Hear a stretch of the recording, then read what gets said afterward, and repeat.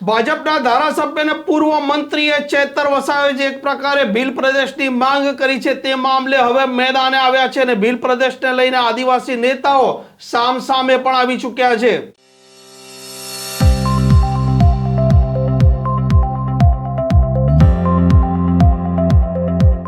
નમસ્કાર, આપ જોઈ રહ્યા છો હોટલાઇન ન્યૂઝ અને હું છું આપની સાથે તોફિક ગાંચી।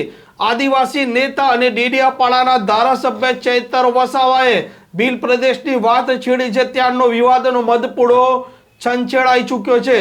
મહેશ વસાવાએ પણ આકરી પ્રતિક્રિયા આપી હતી। સાંસદ જે ભારતીય જનતા પાર્ટી છે મનસુખ વસાવા તેમણે પણ આકરી પ્રતિક્રિયા આપી છે અને તેના વચ્ચે નવસારીના ગણદેવ તાલુકાના ધારાસભ્ય નરેશ પટેલ જે પૂર્વ મંત્રી પણ રહી ચૂક્યા છે તે પણ હવે મેદાને આવ્યા છે અને તેમણે આકરી પ્રતિક્રિયા આપતા ચેતર વસાવાને આડે હાથે લીધા છે। ખાસ કરીને કેટલાક લોકો ગુજરાત જ્યારે આજે વિકસિત રાજ્ય તરીકે ઉભરી આવ્યું છે તેમ છતાં પોતાના અંગત સ્વાર્થના કારણે પોતાનું રાજકીય પ્લેટફોર્મ બનાવવા માટે એક અલગ ભીલ પ્રદેશની માંગણી કરી રહ્યા છે। ભીલ સમાજ હોય કે અમારી અન્ય પેટા જ્ઞાતિ, દરેક આદિવાસી સમાજ હંમેશા એક આદિવાસી સમાજ બનીને જ રહ્યો છે। ગુજરાતના વિકાસથી ખૂબ સંતોષ છે। આદરણીય નરેન્દ્રભાઈના કામથી પણ એમને ઘણો સંતોષ છે ને એટલા માટે જ આજે બી આદિવાસી સમાજ નરેન્દ્રભાઈ હાથે છે।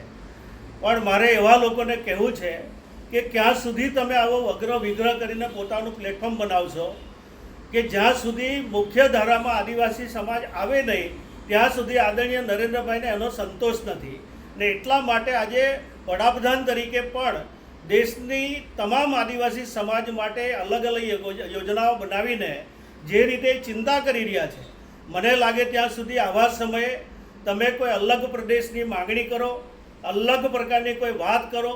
અત્યાર સુધીમાં અન્ય પક્ષ સાથે જોડાઈને તમે રાજકીય પ્લેટફોર્મ બનાવ્યું છે, એના કરતાં હું એવું માનું છું કે જે આદિવાસી સમાજનો વિકાસ થઈ રહ્યો છે એને કોઈપણ રીતે વિઘ્ન નાખવાનું બંધ કરો અને આવા શબ્દનો હું સખત શબ્દમાં વખોડું છું। ગુજરાત હોય કે પૂરા ભારત દેશની આદિવાસી સમાજ એક છે, એક રહેશે। એમાં કોઈપણ પ્રકારનું તમે કોઈ કોશિશ કરશો તો સમાજ ચલાવી શકશે નહીં એવો મને આદિવાસી સમાજ પર પૂરો ભરોસો છે। આમ થોડાક સમયથી ચેતર વસાવા જે પ્રકારના નિવેદનો આપે છે તે ક્યાંક ને ક્યાંક આદિવાસી નેતાઓ અસહમત થઈ રહ્યા છે અને એકબીજાના સામે આવી રહ્યા છે। આદિવાસી નેતાઓ કેમ ઝઘડી રહ્યા છે તે સતત અત્યારે ચર્ચામાં ચાલી રહી છે વાતો। આ પ્રકારના સમાચાર જોવા માટે હોટલાઇન ન્યૂઝ ડિયા ચેનલને સબસ્ક્રાઇબ કરવાનું ભૂલતા નહીં। આવા પ્રકારના વિડીયો તમને જોવા ગમતા હોય તો હોટલાઇન ન્યૂઝ ચેનલને લાઇક, શેર અને સબસ્ક્રાઇબ કરો।